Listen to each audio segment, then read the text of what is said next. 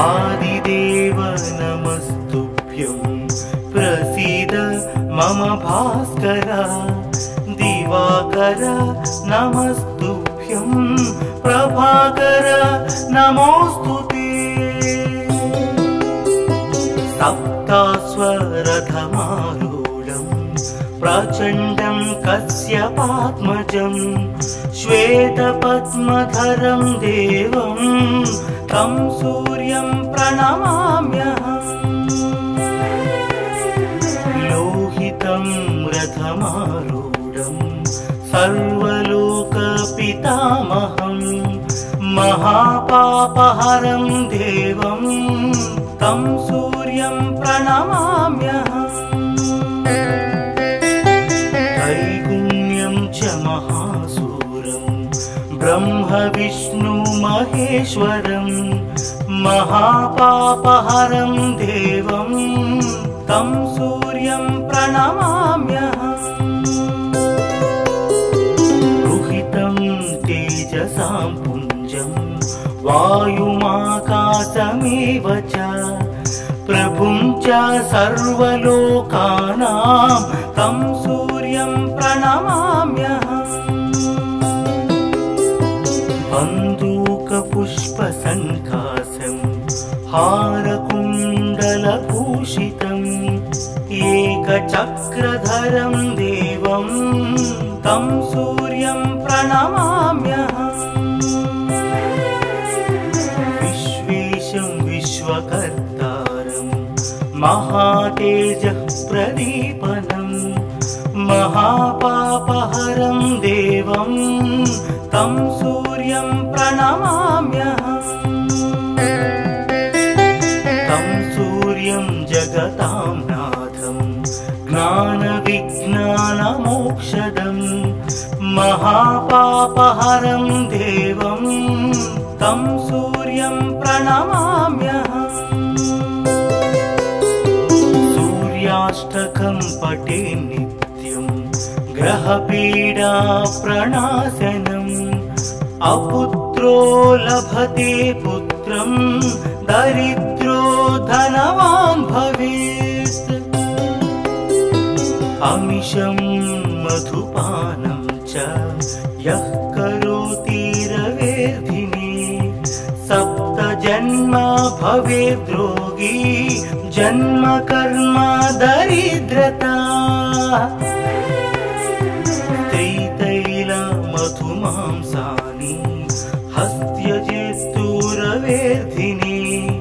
न व्याधिशोकदारिद्र्यं सूर्यलोकं स गच्छति आदिदेव नमस्तुभ्यं प्रसीद मम भास्कर दिवाकर नमस्तुभ्यं प्रभाकर नमोस्तुते सप्तास्वरथमारूढं प्रचण्डं कश्यपात्मजं श्वेतपद्मधरं देवं तं सूर्यं प्रणमाम्यहम् लोहितं रथमारूढं सर्वलोकपितामहं महापापहरं देवं तं सूर्यं प्रणमाम्यहम् त्रैगुण्यं च महासूरं ब्रह्म विष्णु महेश्वरं महापापहरं देवं तं सूर्यं प्रणमाम्यहम् रुहितं तेजसां पुञ्जं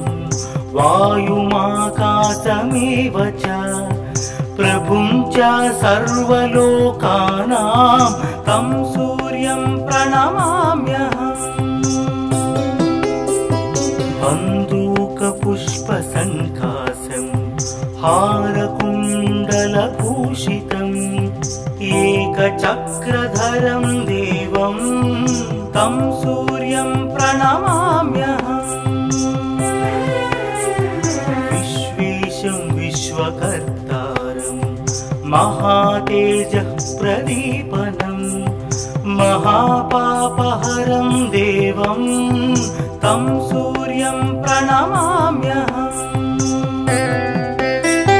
तं सूर्यं जगतां नाथं ज्ञानविज्ञानमोक्षदम् महापापहरं देवं तं सूर्यं प्रणमाम्यहम् सूर्याष्टकं पठे नित्यं ग्रहपीडा प्रणाशनम् अपुत्रो लभते पुत्रं दरिद्रो धनवान् भवेत्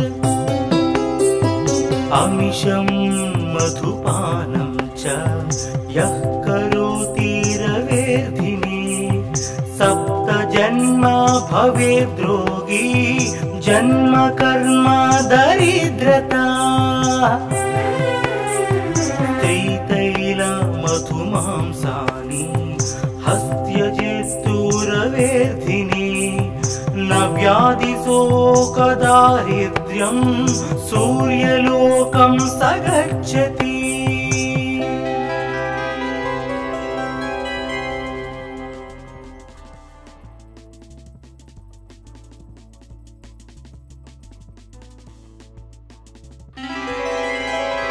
आदिदेव नमस्तुभ्यं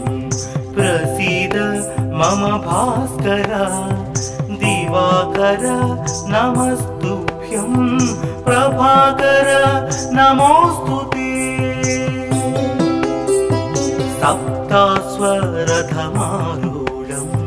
प्रचण्डं कश्यपात्मजं श्वेतपद्मधरं देवं तं सूर्यं प्रणमाम्यहम् लोहितं रथमारूढं सर्वलोकपितामहं महापापहरं देवं तं सूर्यं प्रणमाम्यहम् त्रैगुण्यं च महासूरं ब्रह्म विष्णु महेश्वरं महापापहरं देवं तं सूर्यं प्रणमाम्यहम् रुहितं तेजसां पुञ्जं वायुमाकाशमेव च प्रभुं च सर्वलोकानां तं सूर्यं प्रणमाम्यहम् बन्दूकपुष्पसङ्कासं हारकुण्डलभूषितम् एकचक्रधरं देवं तं सूर्यं प्रणमाम्यहम् विश्वेशं विश्वकर्तारं महातेजः प्रदीपनम् महापापहरं देवं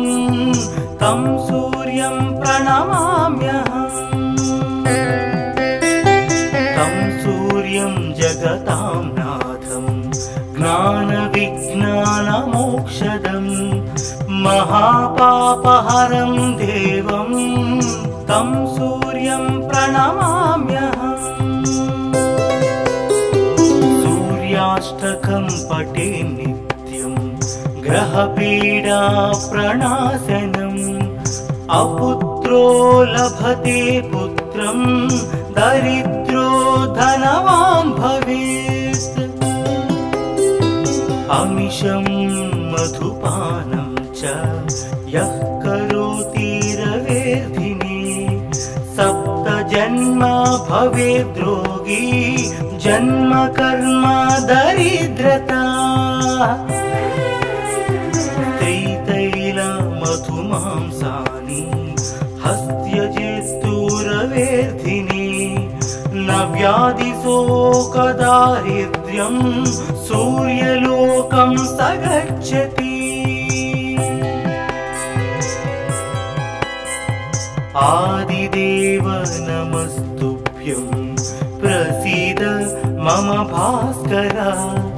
दिवाकर नमस्तुभ्यं नमस्तुभ्यं प्रभाकर नमोऽस्तुते सप्तास्वरथमारूढं प्रचण्डं कश्यपात्मजं श्वेतपद्मधरं देवं तं सूर्यं प्रणमाम्यहम् लोहितं रथमारूढं सर्वलोकपितामहं महापापहरं देवं तं सूर्यं प्रणमाम्यहम् त्रैगुण्यं च महासूरं ब्रह्म विष्णु महेश्वरं महापापहरं देवं तं सूर्यं प्रणमाम्यहम् रुहितं तेजसां पुञ्जं वायुमाकाशमेव च प्रभुं च सर्वलोकानां तं सूर्यं प्रणमाम्यहम् बन्दूकपुष्पसङ्काशं हारकुण्डलभूषितम् एकचक्रधरं देवं तं सूर्यं प्रणमाम्यहम्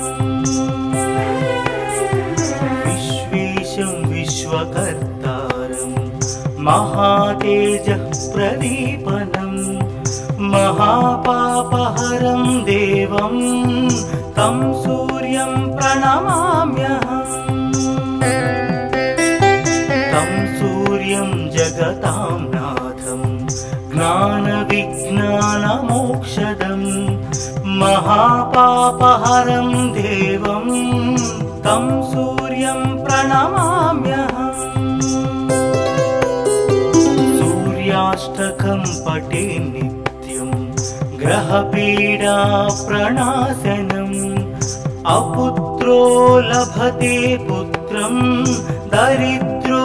धनवान् भवेत् अमिषं मधुपानं च यः करोति रवेर्धिने सप्तजन्म भवेद्रोगी जन्म कर्म दरिद्रता त्रितैलमधुमांसानि हस्त्यजेत्तुरवेर्धिने न व्याधिशोकदारिद्र्यं सूर्यलोकं स गच्छति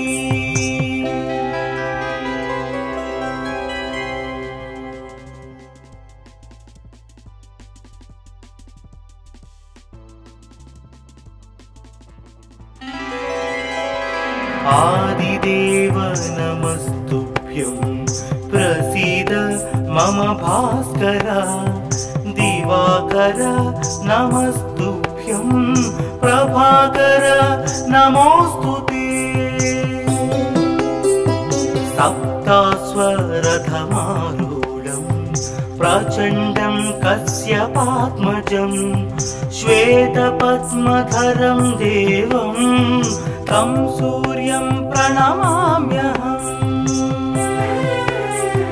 लोहितं रथमारूढं सर्वलोकपितामहं महापापहरं देवं तं सूर्यं प्रणमाम्यहम् त्रैगुण्यं च महासूरं ब्रह्म विष्णु महेश्वरं महापापहरं देवं तं सूर्यं प्रणमाम्यहम् रुहितं तेजसां पुञ्जं वायुमाकाशमेव च प्रभुं च सर्वलोकानां तं सूर्यं प्रणमाम्यहम् बन्दूकपुष्पसङ्काशं हारकुण्डलभूषितम् एकचक्रधरं देवं तं सूर्यं प्रणमाम्यहम् विश्वेशं विश्वकर्तारं महातेजः प्रदीपनं महापापहरं देवं तं सूर्यं प्रणमाम्यहम् तं सूर्यं जगतां नाथं ज्ञानविज्ञानमोक्षदं महापापहरं देवं तं सूर्यं प्रणमाम्यहम् सूर्याष्टकं पठे नित्यं ग्रहपीडा प्रणाशनम् अपुत्रो लभते पुत्रं दरिद्रो धनवान् भवेत् अमिषं मधुपानं च यः करोति रवेर्धिने सप्त जन्म भवेद्रोगी जन्म कर्म दरिद्रता त्रितैल मधुमांसानि हस्त्यजेस्तुरवेर्धिने न व्याधिशोकदारिद्र्यं सूर्यलोकं स गच्छति आदिदेव नमस्तुभ्यं प्रसीद मम भास्कर दिवाकर नमस्तुभ्यं प्रभाकर नमोस्तुते सप्तास्वरथमारूढं प्रचण्डं कश्यपात्मजं श्वेतपद्मधरं देवं तं सूर्यं प्रणमाम्यहम् लोहितं रथमारूढं सर्वलोकपितामहं महापापहरं देवं तं सूर्यं प्रणमाम्यहम् त्रैगुण्यं च महासूरं ब्रह्म विष्णु महेश्वरं महापापहरं देवं तं सूर्यं प्रणमाम्यहम् रुहितं तेजसां पुञ्जं वायुमाकाशमेव च प्रभुं च सर्वलोकानां तं सूर्यं प्रणमाम्यहम् बन्दूकपुष्पसङ्काशं हारकुण्डलभूषितम् एकचक्रधरं देवं तं सूर्यं प्रणमाम्यहम् विश्वेशं विश्वकर्तारं महातेजः प्रदीपनं महापापहरं देवं तं सूर्यं प्रणमाम्यहम् तं सूर्यं जगतां नाथं ज्ञानविज्ञानमोक्षदं महापापहरं देवं तं सूर्यं प्रणमाम्यहम् सूर्याष्टकं पठे नित्यं ग्रहपीडा प्रणाशनम् अपुत्रो लभते पुत्रं दरिद्रो धनवान् भवेत् अमिषं मधुपानं च यः करोति रवेर्धिने सप्त जन्म भवेद्रोगी जन्म कर्म दरिद्रता त्रितैल मधुमांसानि हस्त्यजेस्तुरवेर्धिने न व्याधिशोकदारिद्र्यं सूर्यलोकं स गच्छति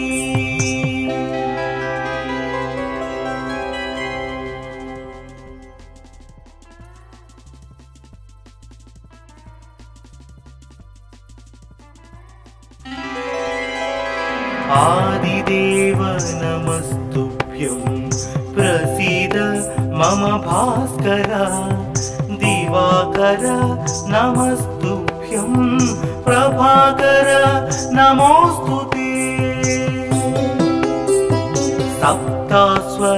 सप्ताश्वरथमारूढम् प्रचण्डं कश्यपात्मजं श्वेतपद्मधरं देवं तं सूर्यं प्रणमाम्यहम् लोहितं रथमारूढं सर्वलोकपितामहं महापापहरं देवं तं सूर्यं प्रणमाम्यहम् त्रैगुण्यं च महासूरं ब्रह्म विष्णु महेश्वरं महापापहरं देवं तं सूर्यं प्रणमाम्यहम् रुहितं तेजसां पुञ्जं वायुमाकाशमेव च प्रभुं च सर्वलोकानां तं सूर्यं प्रणमाम्यहम् बन्दूकपुष्पसङ्काशं हारकुण्डलभूषितम् एकचक्रधरं देवं तं सूर्यं प्रणमाम्यहम् विश्वेशं विश्वकर्तारं महातेजः प्रदीपनं महापापहरं देवं तं सूर्यं प्रणमाम्यहम् तं सूर्यं जगतां नाथं ज्ञानविज्ञानमोक्षदं महापापहरं देवं तं सूर्यं प्रणमाम्यहम् सूर्याष्टकं पठे नित्यं ग्रहपीडा प्रणाशनम् अपुत्रो लभते पुत्रं दरिद्रो धनवान् भवेत् अमिषं मधुपानं च यः करोति रवेर्धिने सप्तजन्म भवेद्रोगी जन्म कर्म दरिद्रता त्रितैलमधुमांसानि हस्त्यजेस्तुरवेर्धिने न व्याधिशोकदारिद्र्यं सूर्यलोकं स गच्छति आदिदेव नमस्तुभ्यं प्रसीद मम भास्कर दिवाकर नमस्तुभ्यं प्रभाकर नमोऽस्तुते सप्ताश्वरथमारूढं प्रचण्डं कश्यपात्मजं श्वेतपद्मधरं देवं तं सूर्यं प्रणमाम्यहम् लोहितं रथमारूढं सर्वलोकपितामहं महापापहरं देवं तं सूर्यं प्रणमाम्यहम् त्रैगुण्यं च महासूरं ब्रह्म विष्णु महेश्वरं महापापहरं